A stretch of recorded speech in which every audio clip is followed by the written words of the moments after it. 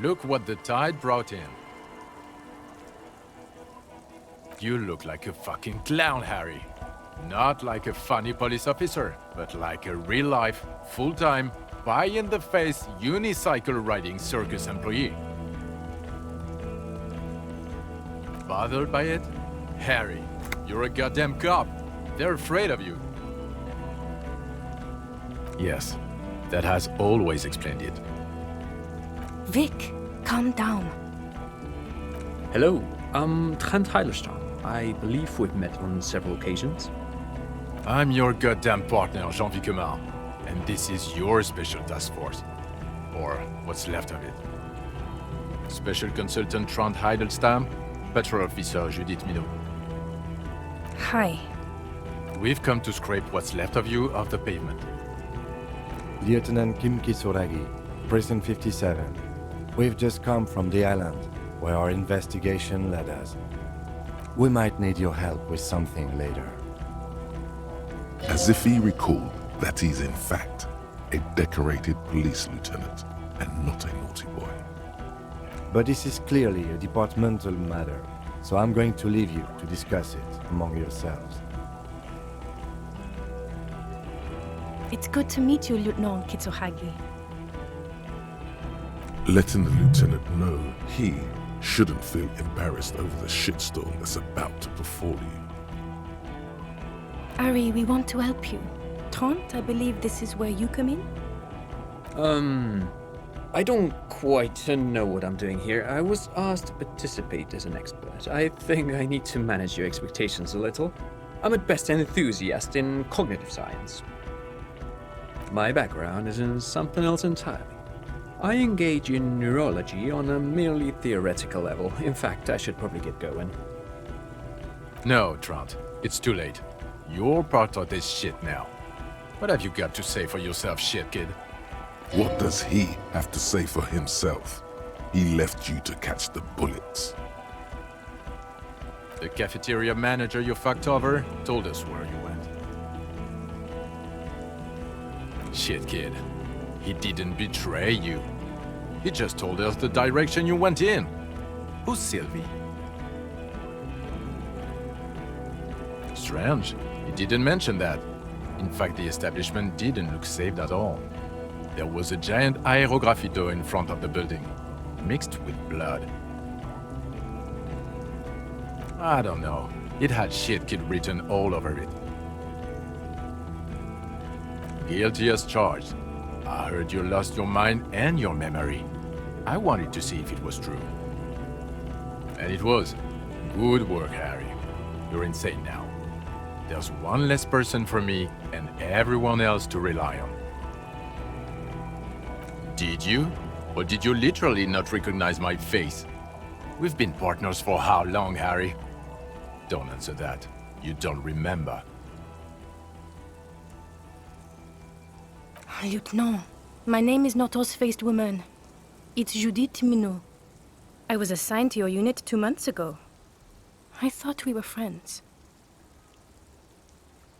Okay, because you're my commanding officer, I really want to respect you. I want us to have a normal relationship.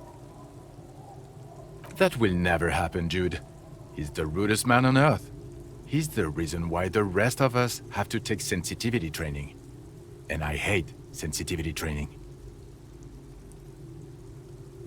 Yes, I'm Trent Heilerstein. I never said I wasn't Trent Heilerstein. Mikhail? Mikhail's my son.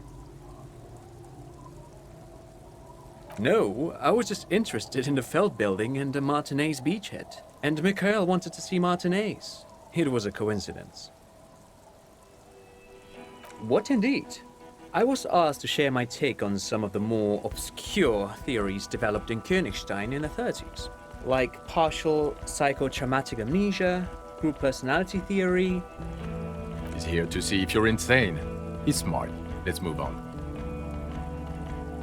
Duped? Hey, here's a brilliant idea.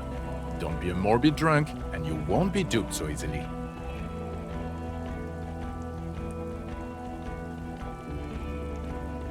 Yes, I'm still Kim Kisoragi, still a lieutenant from precinct 57. Still caught up in this crossfire, too. Yeah, Major Crimes Unit, under Lieutenant Dubois and Vicomar. Ring any bells? Refresh your memory? It's a goddamn Major Crimes Unit. There's you, me, Jude, Trent fucking Heidelstam, and Guillaume Bevy. I'm technically just a civilian advisor. Fuck you. You're part of this shit show. Oh, that's an interesting story, actually. Guillaume Bevy is a police reporter who joined our team. He was really good. Then he left, because he lost faith in your ability to lead the unit. Other people have left too. Good, smart people. People we won't get back. Only me and this really patient patrol officer are still here. And Trent, because I'm forcing him to stay. Do? It's a Major Crimes Unit. We clear the desk of cases so Precinct 41 doesn't look like the worst station in town. We're shit tier now, Harry. Because of you. The 41st isn't...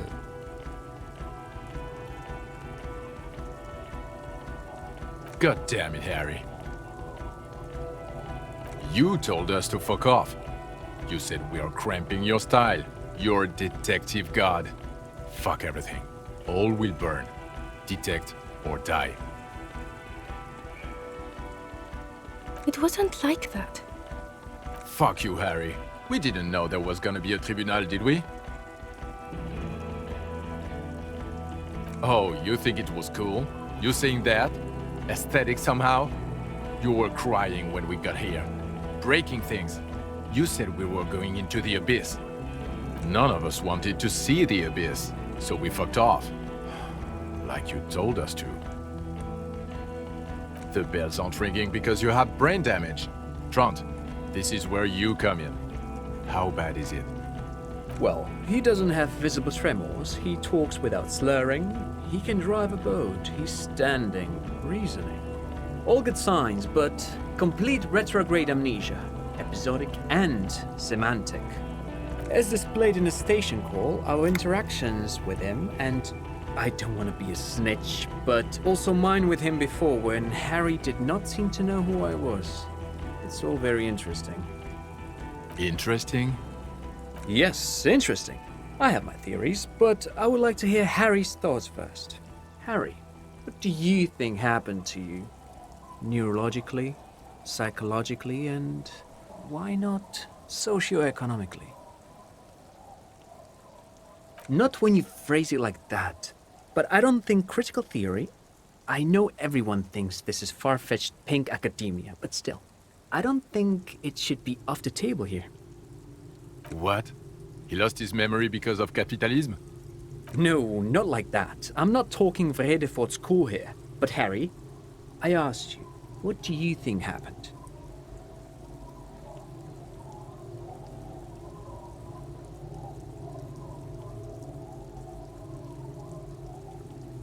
He is. He's getting better. And I can confirm that he drank a lot of alcohol prior to it happening. I believe he drank. People do that, especially this one. What they don't do is forget their whole life because of drinking. But Detective Vigmer, he has blanked out before. Yes, a couple of times. After some of the more serious benders. One was after the two drunks case, the other when we looked into that mural.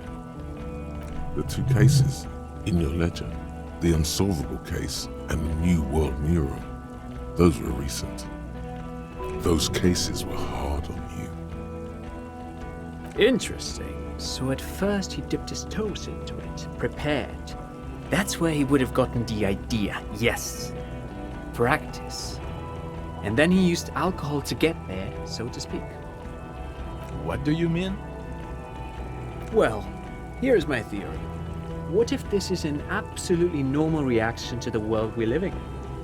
What if this is not a significant anomaly at all? Something to be explained, approached as a defect? Look at the sensory input here. Look at the ruins, the neon. Listen to the radio, the multitudes, the people. live here for 40 years. As a police detective, he's like a magnetic reader on the world team, to borrow a known metaphor. Harry's been pushed flat against it. Total input. Hardwired to the free market. He just needed for it to end. Okay, Trant, thank you. That's absolutely meaningless. I'm glad we brought you. Will he or will he not be able to work in the major crimes unit? Is he a cretin now? I want to know that. He's not a cretin, and he is able to do work. If not in his previous leadership role, then as a line detective.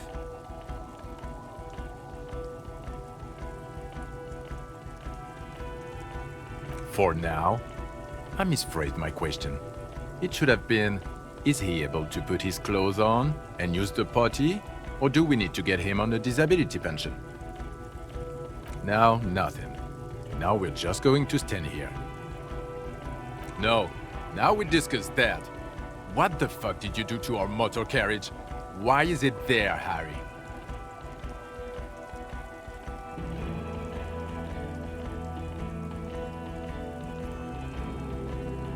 Jacob Irv? I know who Jacob Irv is. I wanted to give you a chance to stop fucking me. How naive of me. You drove a 45,000 real police vehicle into the ocean. What did I expect? It doesn't matter. Your badge, Harry. Show me your badge. We're not armor cops. We're cop cops. People don't know us by your armor. They know us by your badges. You called in and said you lost yours. Have you found it? He squints at it, suspiciously. Okay. And your gun?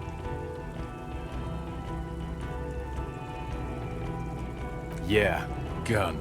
The thing that was given to you to kill people. Upgraded it? I don't care about your weapon mania, Harry. I only care about your official sidearm, which you lost. I don't care. Where is the gun the RCM gave you to kill people with? Where is that one? Phew, he has it. I thought it was in the ocean. You're drunk like a bum, Harry. Put that thing away before you kill someone. Well, you let the suspect escape. Glacier something. Because you were too drunk to assess our flight risk. We've read the reports.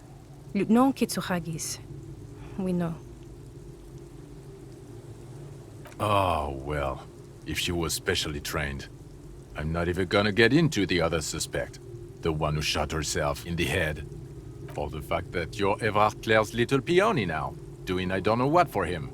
That's small-time stuff. That's nothing. That's a humorous anecdote. Compared to the 7 people who were gunned down, the streets are literally red with blood, Harry. It was fucking mass murder. He did everything he could. We did everything we could. The company hired and vetted mercenaries. Lieutenant Dubois got between them and the locals. Here comes the cavalry. He did so at considerable risk to his person. Remember, he was shot. We stopped an execution, not a negotiation. The loss of life was minimal compared to what it could have been. Don't make this harder for yourself. Thank you for the input, Lieutenant Kitsuragi. I didn't mean to suggest you didn't handle the situation. You spent the week with him on this case. What is your take? On the case? On Lieutenant Geoffrey Dubois. Well, the drinking, the lost gun, also losing his badge, that's all true. And he's been drinking on the job. Then there's the boring cop issue. Despite all the obvious and almost grotesque mannerisms and sartorial choices, he still insists he isn't characteristic enough. It's worrying, especially considering his political views. Detective Dubois is, as you may know, a Mazovian socio-economist. He wants to liquidate the ruling class, which, again, for a police officer, is a little odd. Others still, he is also an ultra-liberal hustler who is always on the grind. How he reconciles these 2 points of view, I do not know. But he is vocal about both of them. And then there's the motor carriage in the sea. and a constant smoking everywhere, all the time. But despite all this, he is a great detective, one of the best I have seen, in fact. He can talk human beings into telling him anything, and he doesn't stop. In all the time I've spent with him, he has not once stopped working on the case. He is tireless, madly driven. Well, except that one time when he stopped to sing karaoke, which by the way was a valiant effort. He really sang his heart out. Yeah, it was what it was. Other than that one time, he has tirelessly worked on the case, and he solved it. We have a confession, a murder weapon, and the perpetrator, locked on the island right now, awaiting transportation. He apprehended a straggler who stayed hidden for 50 years, ever since the revolution, who's probably committed other murders over those years. Oh, and he also discovered a new species. A new species? A colossal stick insect. It was on the island, camouflaged as a reed. It unfolded from the reeds. I think we may be dealing with the Insulindian phasmid. He takes out the photo and shows it to the officers across the yard. Rain comes down. He covers the glossy photo of the phasmid with his hand. You hear gasps beneath the howling of the wind. As you can see, it's about 3 meters tall. In fact, we think it may be the largest land invertebrate ever discovered. Fucking hell is that? Is this somehow connected to the case? The killer did not seem to be aware of the phasmid's presence. Exhibiting a strange, atypical dementia, he fell into a stupor after its appearance. He became near catatonic. So it is connected. I must say, this is absolutely extraordinary. I don't even have words for it. Yes, it really does make it hard to fire the drunk.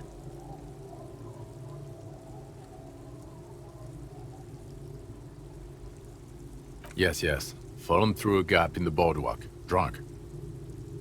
The body was transported to Precinct 41, our morgue. I had Tilbrook and Mullins take care of funeral arrangements and family stuff. You're not the only cop in the world, Harry. This all comes back to us. Still, good work with the missing person, Detective. It's still a point for you. No denying it. Female? What makes you think so? You had to see it.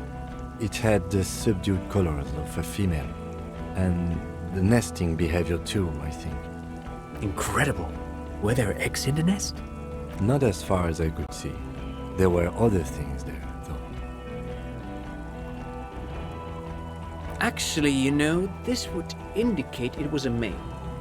This is far from anything in my field, but I think such nests are called bowers. They are for attracting mates. Must be robust if it can move a helmet with its limbs.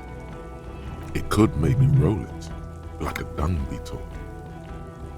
Like cephalopods? Phasmids, I think, only have nerves in their heads and abdomens, though. There is a correlation between invertebrate size and intelligence. Was it? No, I wouldn't say it was...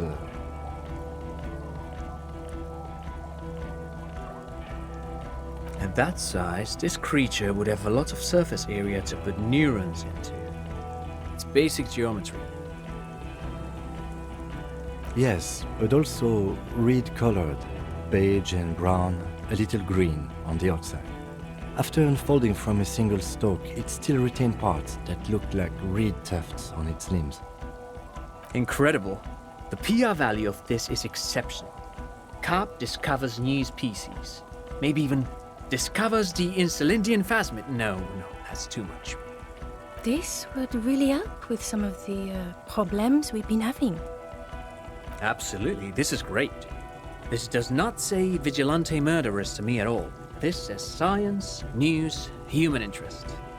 It's a really good thing you have that photo. Without it, You're doing good here. Perhaps only for a moment, but still. Quit while you're ahead? Or no, Lilianovich. A revolutionary matronym.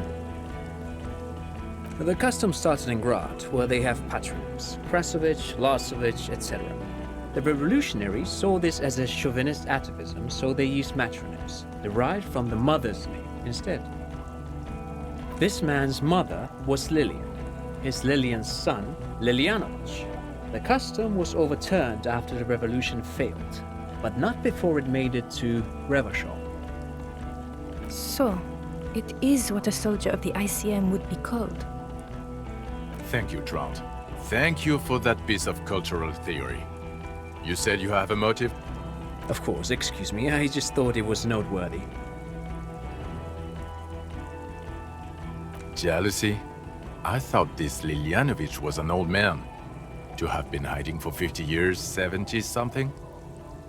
A strange psychosexual fascination, the result of spending all this time in solitude on the islands of this bay. And trauma too. He himself gave a political reason. In his mind, he had killed an enemy combatant.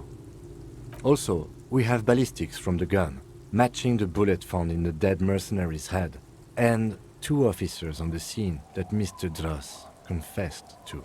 It's a clean win.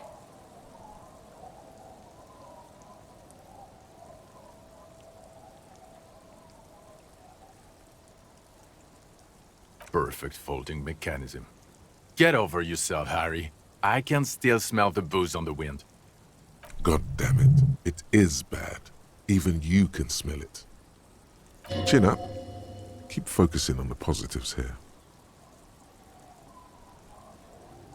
I don't want to, but you discovered a new species and solved the murder. So I have to. Jude? Honestly, anything that ends this trial is okay with me. Agreed. The public relations potential of this is too valuable to let go. Okay. We have vehicles in the square, and the perpetrator needs to be taken into custody. Let's go. The man looks westward, impatiently, jingling his car keys in his pocket. Who is Lena? Tabernacle? It's on the way over. Near where you live on Perdition. Fine, if we're gonna drop you off anyway. She and her husband were conducting the search for the phasmid. It's their discovery, in part. They should know as soon as possible. It would do you good to deliver some positive news for a change. Who are you? You're a gym teacher, Harry. Well, obviously you're not a gym teacher anymore, but... Before you were a cop, you were a gym teacher in Coron. It's getting really cold outside. Should we maybe... No, a regular one. Harry, it explains everything. The running around, the jumping, the shot put, your inexplicable facial hair. Some of your more old-school wording choices. Your posture, even. The constant stretches. And this guy, too. God, even this javelin-throwing freak here. In your 20s or late 20s, you've really let yourself go since then. Yes, you taught gym in Coron. I believe that's the term. Taught gym at a high school. You were a high school gym teacher. The smell of sweat and glue. The worn floorboards. High school. Harry, your goings-on with Kuno, Andre, Assel, the whole thing on the ice. That's why you are so juvie. The regular. You found some chick. She inspired you to fight the big fight. Be more than you are. All that. You, every morning, walking from Voyager Road to teach gym.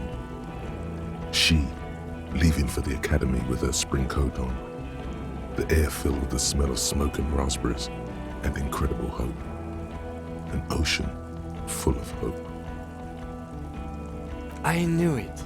I knew no normal human being can run like that. He's an honest-to-God gym teacher. It's not a mystery. Some chick fucked you over. Also, you were drunk. You really went with it too. Really maximized the damage. Dora something. Dora Ingerlund? Yeah, you mentioned her name. Not Dora Dubois. Something like that. Half-Vasen. No one is married anymore. This is Revachol. God, I don't know. 6 years ago? She was way before my time. 6 years and you haven't gotten over it. What the hell is wrong with you? No, it was 6. Like ancient. It's an old man thing. 2 old years equals 1 normal year. That and Dora Ingerlund really tore you a new one. A big one. Incredibly bangable? She was extremely fuckable, Harry. Gorgeous. A gorgeous bourgeois woman. Wayfish. Like a whalekin, basically. I've only seen a picture, but it's obvious you formed a real spiritual connection with how pretty she was. One you never recuperated from. Look, the sun is about to go down. It's time to go. I think she taught in the Académie des Arts, east of the river. Way east. Hard to say which came first. The middle-class chick or the drink.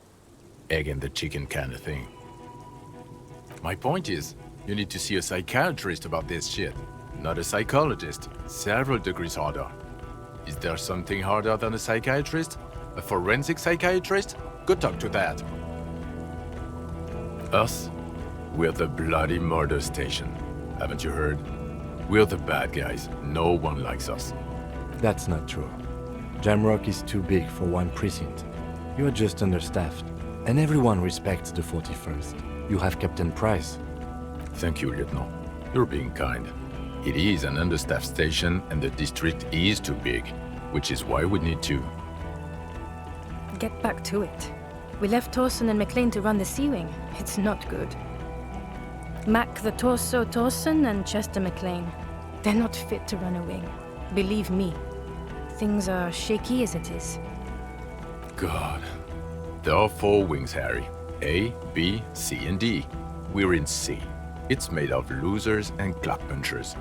You and I reconceptualized it as a task force. It was a mistake. There's also a lot of outside help involved, not only me. Other losers too. Ptolemy Price? He's the son of the old Price, one of the founders of the RCM. He's one of the most highly regarded men in the force. You're lucky. Somewhere under the curved roof of a former silk factory, shaped like a ladybird with 2 chimneys, Police Captain Ptolemy Price sits behind a heavy wooden desk. Resident medic Nix Gottlieb pours him coffee. It's silent in the captain's office. They speak of change, the city, the tension on the streets. They speak of the events of April and the blood on the streets in May. Okay, it's not the bloody murder station. It's an old converted silk mill with green desk lamps and coffee corner. A lot of good people work there, hard, every day. Jamrock is the largest ghetto in Revachol. Faubourg, technically, but it's divided into 11 districts. Jamrock only has us. The press will blow over. Jamrock is lucky to have you, and it's often considered to be the greatest of the districts. You're lucky to have him. Thank you again, Lieutenant. Well, first I will go back to my station and write the most detailed report anyone has ever seen. It will have to be good to cover all this. Then I will have a serious talk with my captain. Detective, we just stopped a small-scale war. Something is happening to Revachol. I don't know what yet, but it's going to be a hard spring for the RCM. We need to get ready, infiltrate, investigate. Talk to Captain Price? I'd rather not ruffle the feathers of 2 captains with my doom-mongering. Work with Price? I'm flattered, but I don't know if I... Would fit in. Am crazy enough. Can take the stress.